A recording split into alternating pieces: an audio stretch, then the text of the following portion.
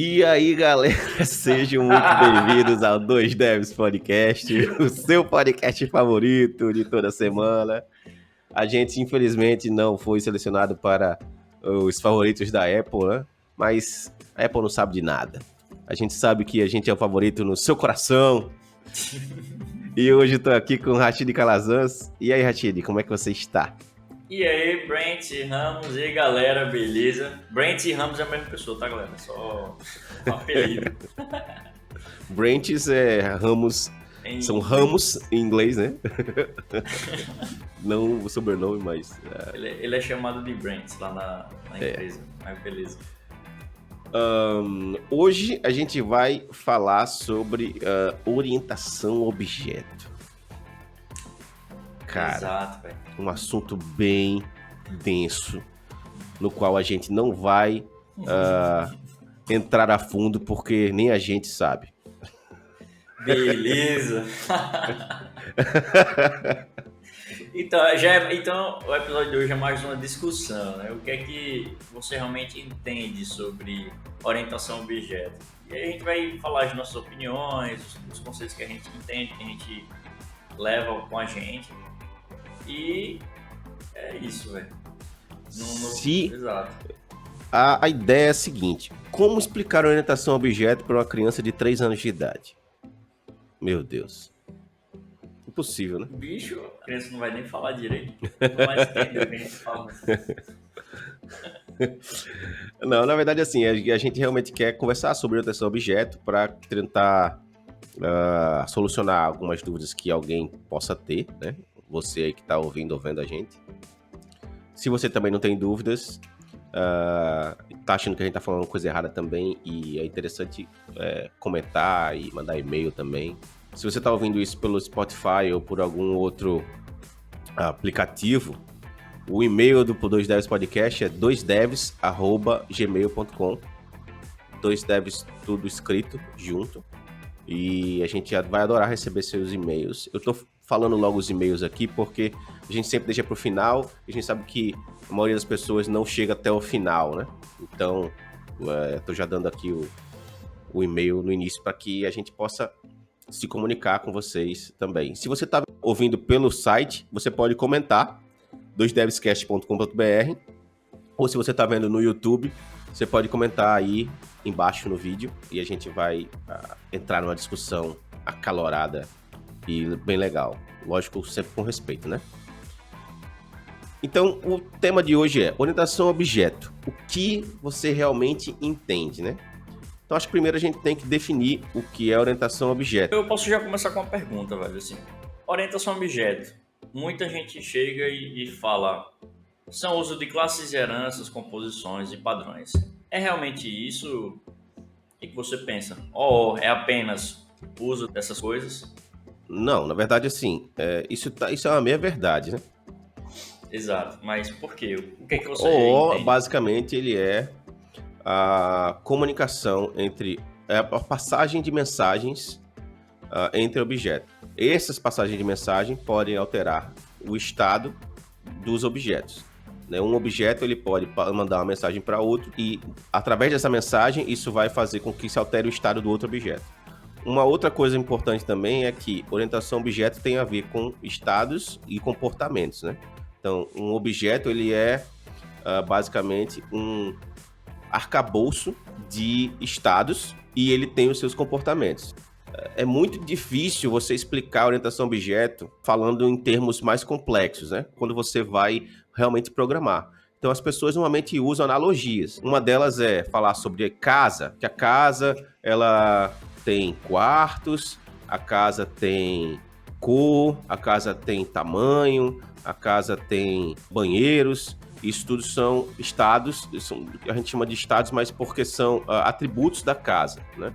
São coisas que podem ser alteradas de fora. O arquiteto, sendo outro objeto, vem e chama um comportamento que é construir mais um banheiro, sei lá.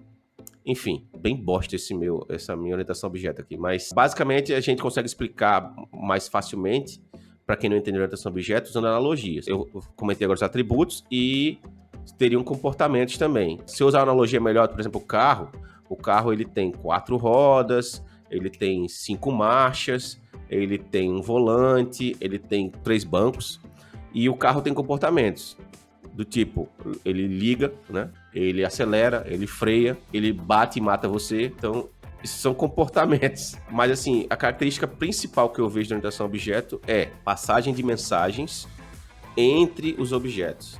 E isso é o que realmente diferencia bastante a linguagem orientada a objeto da linguagem procedural, que é a que veio, teoricamente, antes dela, né? E para você, Rashid? Pois é, cara, é mais ou menos o que você falou, assim. O que eu gosto de focar é no comportamento, né? Tipo assim, a mensagem é a execução, são execuções de ações. Porque a orientação a objeto, ela é baseada na linguagem imperativa, né? Baseado no que eu falo, ela meio que herdou isso.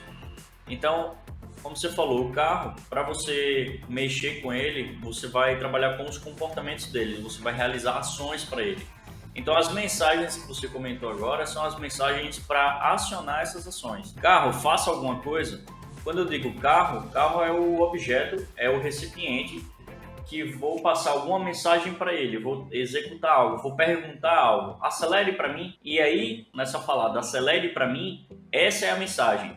Sendo que essa mensagem ainda pode receber coisas a mais, conjunto de coisas a mais, que a gente chama de parâmetros. Por exemplo, carro, acelere para mim quando eu pressionar muito rápido e muito forte o acelerador. Então, esse aí é o parâmetro. Mas o conjunto de acelera aí, apertando forte o acelerador e apertando rápido, tudo isso é a mensagem que está sendo perguntada para o recipiente, para o objeto, para o carro. Então, porque... E assim, ao acelerar, você como motorista, que é o outro objeto que está chamando a ação do carro, você está alterando um estado do carro, que é a velocidade. Né? Então, assim, esse estado, esse atributo estava dentro do objeto carro, ele não existe fora, e você está alterando esse estado. E o mais importante é o seguinte, você está alterando o estado desse carro. Ao acelerar, você não altera o estado de todos os carros.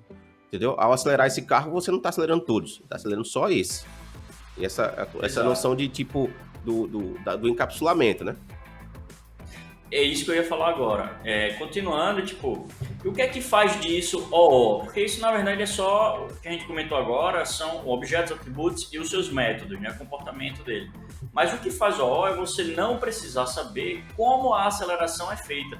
O outro objeto, que é o usuário, perguntando para que o carro acelere e que ele vai alterar o estado do carro, como você falou, Ramos, ele não precisa entender nem como vai ser feito essa aceleração. Então, você já está separando aí entre objetos. Eu tô apenas executando mensagens entre eles, pedindo que ele faça alguma coisa e não entendendo ou alterando manualmente, o usuário alterando manualmente, o motorista no caso, a velocidade do carro. E é esse conceito de orientação a objeto que vai começando a aplicar desse jeito que eu falei agora, é quando vai começar a entrar composições, padrões de projeto, heranças, polimorfismo. E aí, essas coisas agora, né, herança, composição e tudo, ela não é a definição de orientação a objeto. Ela ajuda a deixar os comportamentos mais separados, mais encapsulados nos seus devidos lugares, para que eu só trabalhe no meu programa executando mensagens, pedindo informações para algum objeto que ele me retorna algo, sem eu precisar exatamente saber. É importante ressaltar que quando você fala que eu tenho herança, eu tenho polimorfismo, eu tenho classes, eu tenho objetos, isso não é o que define a orientação a objeto, né? Uma linguagem orientada a objeto. É exatamente isso que o Rashid falou agora, que é o que define, que é a passagem de mensagens, né? Que é a chamada de ações em outros objetos, e que podem alterar os estados dele, que junto com o encapsulamento, que vai alterar só o estado daquele objeto que está recebendo a chamada da mensagem. Uma outra coisa interessante é o seguinte, muita gente que começou a programar, sei lá, depois de 2000, talvez nunca tenha programado uma linguagem procedural, né? Eu também nunca programei profissionalmente linguagens procedurais. Graças a Deus, eu ainda não sou tão velho. Mas a gente aprende linguagem procedural na faculdade no início, né? Eu não sei se todos os cursos ainda são assim. Tem muita gente que programa em OO e não sabe a grande evolução que foi com relação ao procedural, porque eu considero uma evolução. Apesar de que existem projetos aí onde as pessoas preferem a linguagem procedural, porque ela é, teoricamente, mais rápida, né? Porque ela executa procedimentos de uma forma mais rápida. Se ela tiver que carregar alguma coisa na memória, ela carrega tudo que ela tem que carregar já e pronto. E já executa aquilo ali, é como se fosse uma receita de procedimentos a se fazer. Então, o problema começa, Ramos, quando o cara no procedural começa a ter que usar, que vai ter que usar, né? Os go-to, os jumps da vida. E aí o código fica... O que acontece é o seguinte, o que eu tô querendo dizer é, não estamos aqui dizendo que linguagem OO é melhor que procedural, ou que funcional é a evolução do OO. Isso não tem nada a ver. São paradigmas de programação diferentes, podem ser aplicados em N formas ou até nos mesmos problemas, mas um não eliminou o outro. Eles continuam existindo. Exato. E os futuros paradigmas que surgirão aí, que eu não sei. Mas na linguagem procedural, por exemplo, você tem um arquivo que tem procedimentos a seguir, e como o Rashid falou aí, podem ter jumps, né? Você pode chegar num ponto de decisão onde o arquivo diz, ó, vá para a linha tal para executar tal coisa, e depois ele diz, vá para a linha tal, que é voltando para uma linha mais acima, por exemplo.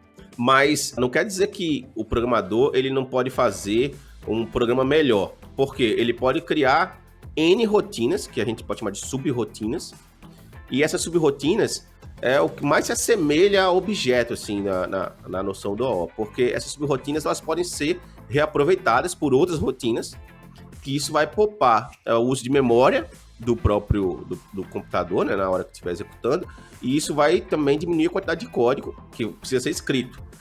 As desvantagens são, quando você usa sub-rotinas, o programador acidentalmente, ou por querer, sem saber, ele pode alterar o estado de uma variável dentro de uma sub-rotina. E ao fazer isso, ele vai alterar para todo mundo que chamar aquela sub-rotina, naquela seção ali aberta. Mas assim, você pode chamar uma sub-rotina, não alterar nada dentro dela, passar parâmetros para ela, esperar um resultado e armazenar esse resultado na sua rotina. E aí você vai estar se livrando meio que de go-tos, né? Ao invés de ser um go-to, você chama uma sub-rotina, retorna e continua, chama de sub-rotina, retorna, continua.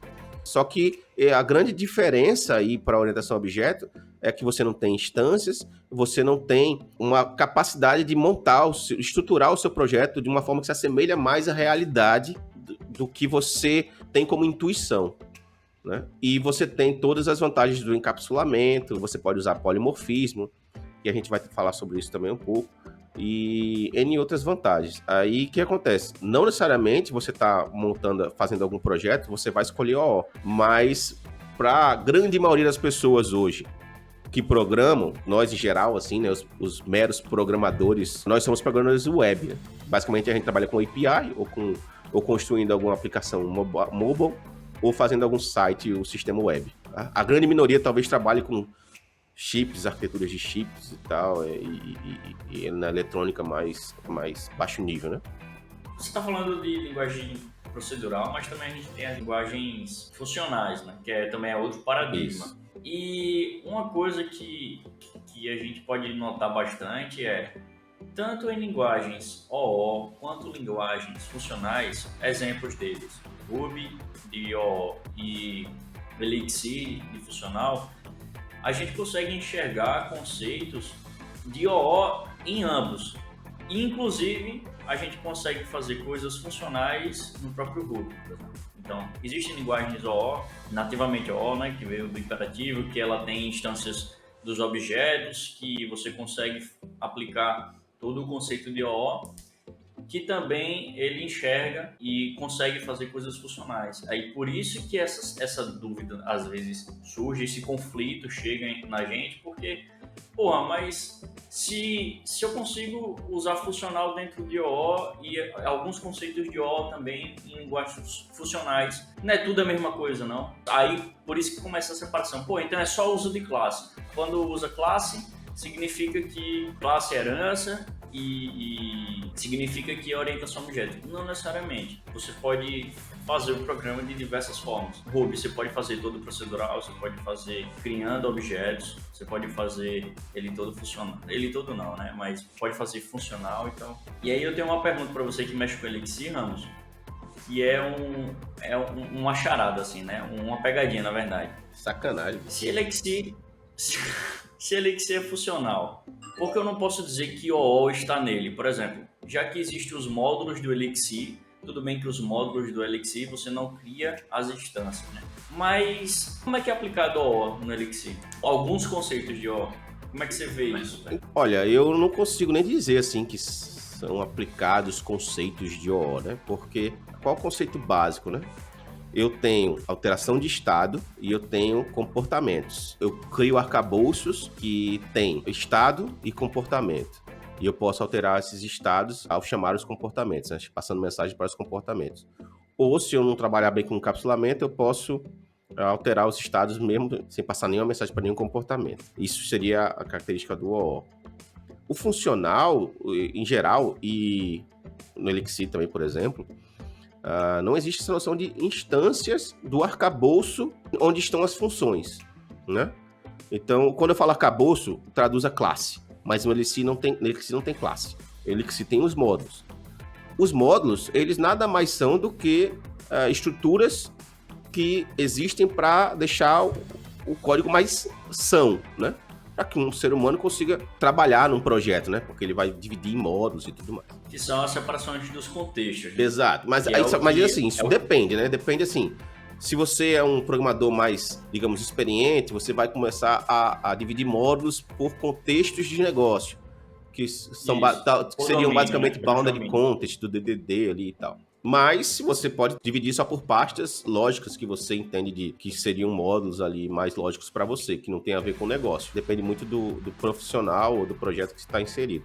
Mas a diferença seria o seguinte: em Elixir ou outras linguagens, eu não trabalhei com muitas outras linguagens funcionais, mas Elixir, por exemplo, você tem módulos que têm funções. E essas funções, você chama elas, mas você não precisou criar uma instância de um objeto, porque não existe essa noção, para passar essas mensagens, né, para chamar esses comportamentos. Então, não existe comportamento, você não tem a noção de comportamento. O que você tem eu tenho um módulo que tem funções. Essas funções recebem parâmetros e retornam um valor. Então, ela recebe valor e retorna valor, né? Bem mais associado à noção de função matemática, né? Que é a função onde você passa um valor e esse valor, ele altera o resultado da função. Então, para cada valor que eu passar, eu tenho um retorno diferente. Ou, dependendo da função, eu posso ter um retorno de um valor igual para vários valores diferentes. Mas a noção é sempre essa. Chama um valor, retorna o valor. E com esse retorno, eu posso chamar outra função e assim vai. Existem linguagens funcionais que também possibilitam alterações de estado, né? Se eu não me engano, acho que Lisp é uma delas, né? Mas, para você dizer assim, que existem características de OO numa linguagem funcional, eu não acho que existam. O que eu acho que a gente tem essa noção de talvez, não dizer confunda, mas talvez associe com quando você está criando um projeto numa linguagem funcional, Elixir, por exemplo, como é muito parecido com a noção de Ruby, né? Ele puxa muitas coisas de Rails e tal, Ruby. E essa noção de módulos é muito também parecido com o Ruby. Então você, ao criar os módulos ali, separadinhos por contexto e tudo mais, você acaba tendo a noção de que ali você tem um encapsulamento. Mas na verdade não existe encapsulamento. O que você está ali separando funções em módulos que tem uma característica comum entre si. Que é o domínio da aplicação, exato. Então, essa é a semelhança. É isso que eu acho que dá para dizer que a gente consegue meio que aplicar um pouco. Mas eu não acho que isso é OO, na verdade. Eu acho que... Não é. Eu também eu acredito que não é. Mas é como você está dizendo, ele lembra e você consegue deixar encapsulado determinados comportamentos baseados em módulos. Você consegue trabalhar através de envios de mensagens, que é o conceito básico de OO. Tudo bem que... É porque nesse caso, não é no funcional, não é envio de mensagens, né? É porque você pode porque a noção é igual, mas você está exatamente chamando alguma coisa, né? Chamando porque um método também ele pode criar uma função, né? Então, assim, a noção é a mesma, mas a analogia é diferente, entendeu? Porque o que você está executando funções. É como se você estivesse fazendo, sei lá, você tem algum cálculo complicado aí em matemática, você está escrevendo esse cálculo no papel tá ficando muito grande, você cria uma outra função e escreve esse cálculo nessa outra função. E aí esse seu cálculo principal vai chamar essa função. Entendeu? Mas você fez aquilo ali mais pra que, tipo, fique com a sua sanidade mental, tá ligado? E, tipo, tanto que funciona. O Elixir, por exemplo, ele tem muita coisa que é recursiva, justamente pra não manter estado, entendeu? Entendi. Mas o que eu quero dizer, assim, James, isso de separar em método, eu não vejo isso só como óbvio, para melhorar a leitura, por exemplo. Porque você pode fazer... Então, mas é isso que eu tô te falando. Por que eu acho que não se assemelha ao OR? Porque, assim, essa noção de dividir para conquistar, né, de você extrair em coisas menores para ficar mais são a parada, mais fácil de entender, talvez. Ela veio muito com o OO, porque foi quando realmente surgiu esse movimento de clean code e tal, onde a galera começou a se preocupar mais com esse tipo de coisa e ela realmente veio bem depois assim do movimento procedural, né? Ela veio quando a orientação objeto já estava bem mais consolidado, mas ela não tem a ver com orientação objeto, ela tem a ver com qualidade do código, qualidade do seu projeto, para que você consiga entender melhor o projeto com partes menores que se comunicam. Mas a grande diferença é, no OO, eu tenho uma instância de algo que tem comportamentos e estados, e eu tenho outra instância de algo que tem comportamentos e estados. Esse algo 1 chama o algo 2, esse objeto 1 chama o objeto 2, passando mensagens. E como é que ele faz isso? Ele chama um método do objeto 2, executa um comportamento e pode alterar estados desse objeto 2. No funcional, eu tenho um módulo A, um módulo B, não existe nada em memória nesse momento.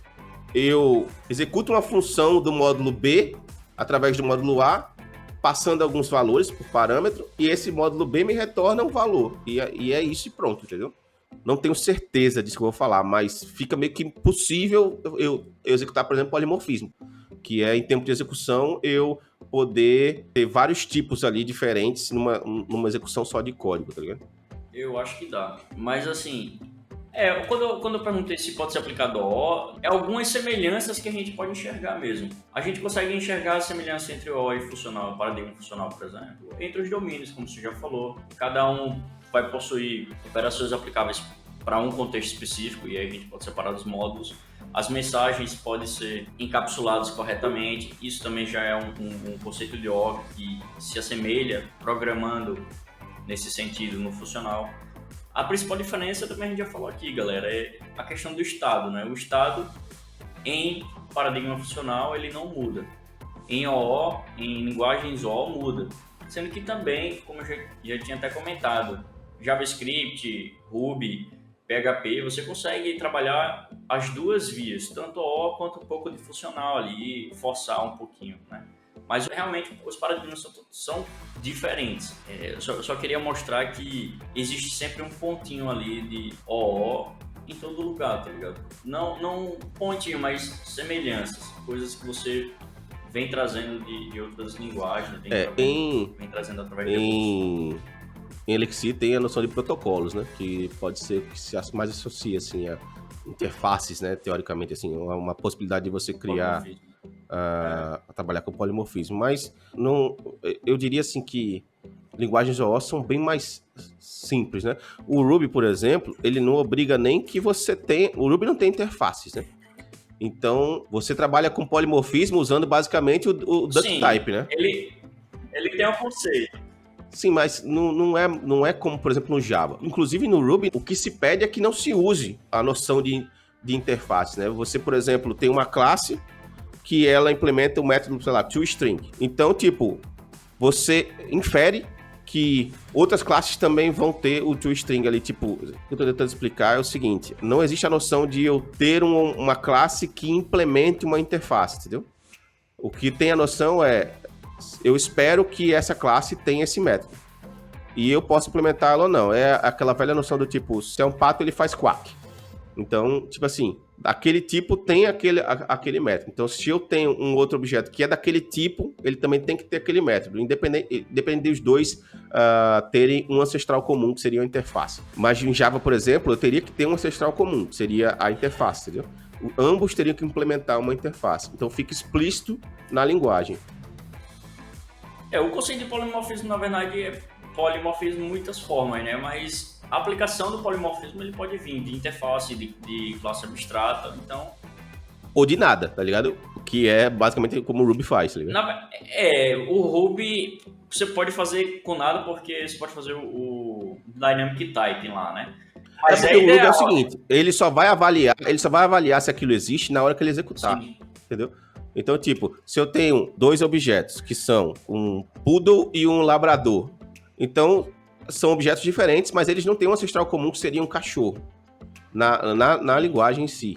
Então, quando eu chamar poodle, pronto, latir, labrador, pronto, latir, é nesse momento que o Ruby vai verificar a existência dessa função, desse método, e vai chamar. Então, por que se é um pato a gente espera que faça quack? Porque eu não preciso dessa interface em comum, porém, eu sei que ele é um cachorro, ele tem que latir. Exato. Já em Java, por exemplo, eu teria uma interface comum, que seria cachorro, onde teria um método latir, e eu implementaria esse método nos objetos ali que estão implementando essa interface. E eu até poderia fazer um type checking ali no Java para verificar se eles são do mesmo tipo, que é o tipo cachorro. No Ruby eu nem preciso. No Ruby eu só chamo. Porque, tipo, eu tô inferindo que ele é. Você espera que seja, na verdade. Exato, espero que seja. Isso. E se não for, vai dar pau. Mas é aquele negócio, se ele tem que fazer. Isso é necessário no Java, porque o Java é uma linguagem compilada, né? Então, ele é necessário que se faça isso. Que é só reforçando, galera, o que o Ramos está falando, a exemplificação é referente a duck type, né? O cara, se é um pato, ele espera que haja como um pato, sem você precisar inferir o tipo do pato ou algo desse gênero, que é o que ele deu exemplo do Java também.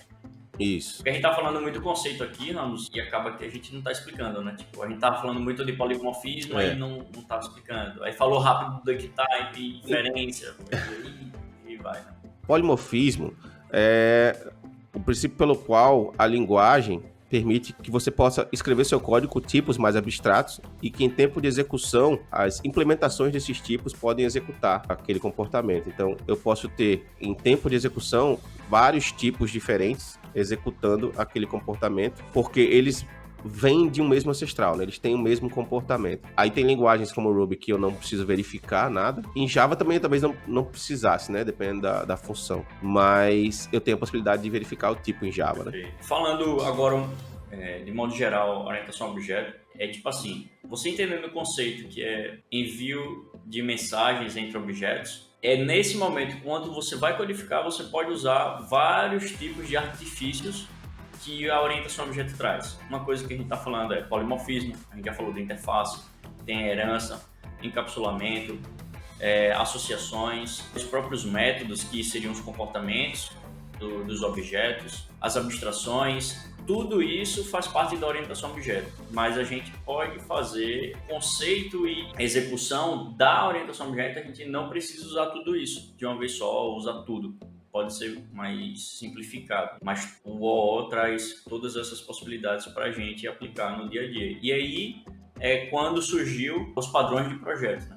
Os padrões de projetos foram feitos em cima de OO, foram feitos para tentar simplificar entre aspas, né?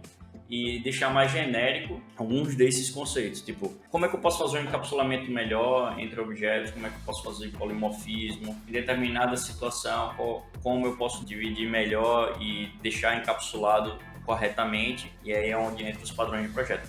Inclusive, pessoal, a gente vai fazer um episódio só sobre padrões, né, não, Ramos? Os padrões, eles são formas de resolver problemas que eram aplicadas inúmeras vezes por várias pessoas. Então, o que aconteceu? Fulano de tal, num projeto, ele resolvia aquilo de uma forma. Em outro projeto, ele via que um problema parecido, ele também resolvia daquela forma.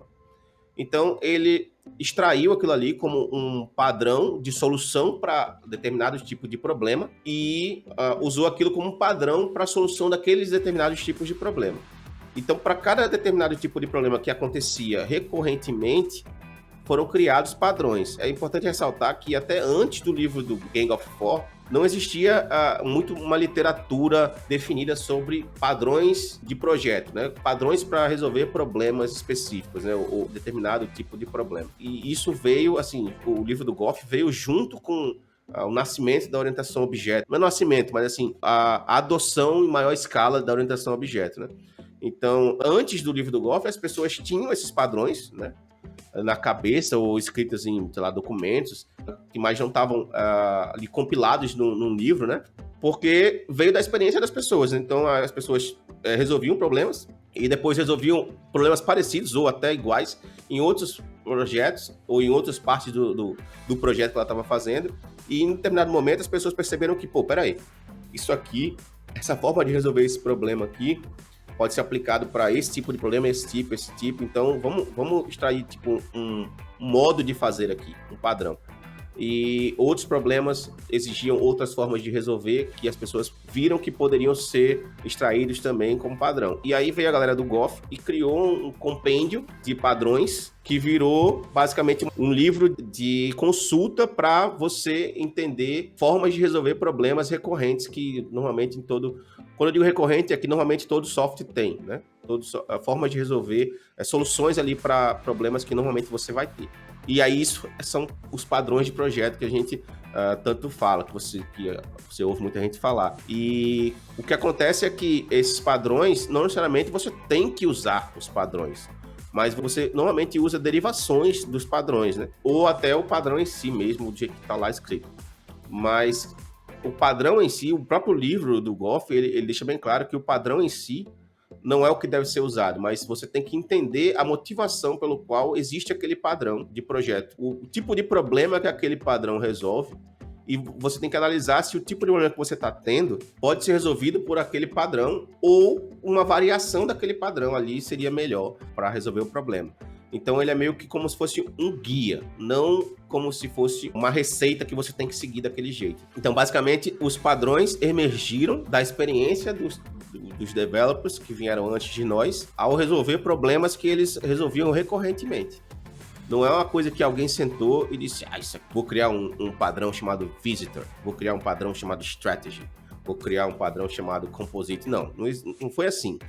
Existiam os padrões no mercado em geral, os programadores sabiam sobre esses padrões, sabiam formas de resolver problemas, e 4 caras, né, criaram um livro e juntaram todos esses padrões, né, todo esse conhecimento que estava ali rodando pela comunidade num compêndio onde pessoas no futuro poderiam usar como um guia ou como consulta.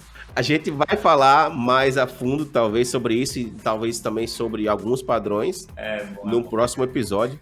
Então, segura aí a ansiedade. Beleza. Galera, eu acho que é isso. A gente fechou bem. Eu acho que deu para cobrir um pouco sobre a nossa visão de OO, o que a gente entende, o que a gente aplica no nosso dia a dia. Sempre evoluindo nesse quesito, porque nunca bato o pé dizendo é isso, 100%, e rejeite todas as opiniões da galera, tá ligado? É importante sempre discutir. Sempre vai ter uma ajustada de pensamento, sempre vai ter um aprimoramento do seu conhecimento. Ramos, foi um prazer inenarrável estar com você e com essa galera ouvindo a gente. Muito obrigado. Obrigado a você, eu só quero pedir perdão a todo mundo que ouviu e se eu falei alguma merda.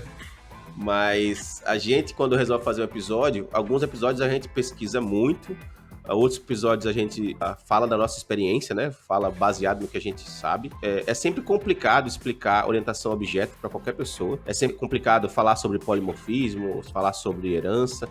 Não porque sejam conceitos complicados, mas é porque são coisas que estão intrínsecas na gente, então se torna mais complicado falar. Tem até uma frase famosa, não é famosa, mas assim, uma frase que eu li há pouco tempo que disse o seguinte: pessoas que normalmente fazem, elas têm mais dificuldade em explicar o que fazem. As pessoas que normalmente explicam bem são aquelas que não têm tão intrinsecamente aquilo ali arraigado no que ela faz dia a dia. Por quê? Você começa a fazer as coisas tão mais intuitivamente que você acha dificuldades em explicar aquela coisa para outras pessoas. Então, esse episódio foi meio que a gente tentando explicar, não lendo ou olhando em algum lugar, mas tentando explicar com as nossas próprias palavras e a nossa intuição sobre o que a gente entende sobre esses paradigmas, né?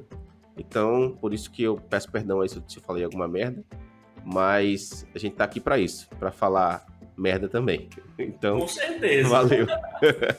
Valeu, galera. É isso aí. Até a próxima. Não deixem de dar like, de compartilhar o vídeo, de compartilhar o episódio com a galera. É verdade. Sigam o nosso Instagram, @2devs, @Rashid Calazans e @Thiago Ramos AL. Nosso YouTube também, Rashid Calazans, @Thiago Ramos AL e @2devs. E aí vai.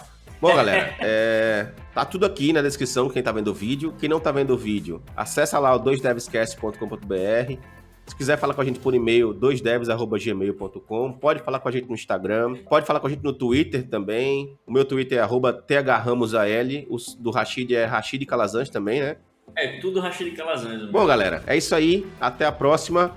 E no próximo episódio a gente vai falar sobre padrões de projeto. E é isso aí. Valeu! Valeu!